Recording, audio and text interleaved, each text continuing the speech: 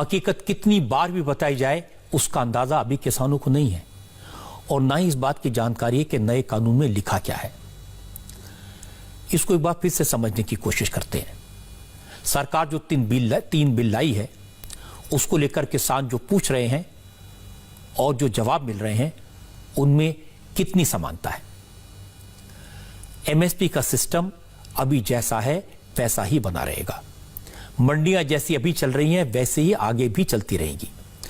बस इतना बदलाव होगा, अगर कोई व्यापारी या कंपनी किसानों को एमएसपी से ज्यादा भाव देता है तो किसान मंडियों के बजाय उस व्यापारी को अपनी फसल बेच सकेगा और ऐसा होगा तो किसान बिचौलियों से बच जाएगा, कमीशन खोरों के चंगुल से मुक्त हो जाएगा, अपनी मेहनत का पूरा पैसा किसान को ही मिलेगा।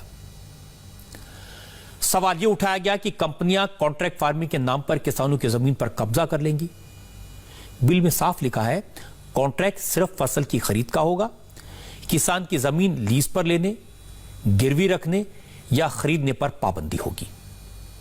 जैसे पंजाब में पेप्सिको, जो पेप्सी बनाने वाली कंपनी है, किसानों के साथ मिलकर कॉन्ट्रैक्ट फार्मिंग कर रही है।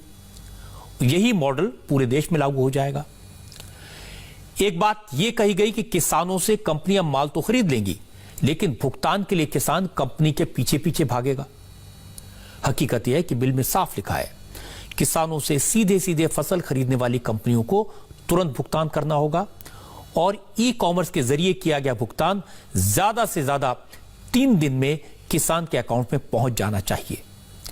कॉन्ट्रैक्ट फार्मिंग करने वाली कंपनी को किसान की फसल खेत से उठानी होगी और 2/3 भुगतान तुरंत करना होगा, बाकी का 1/3 3 दिन के अंदर।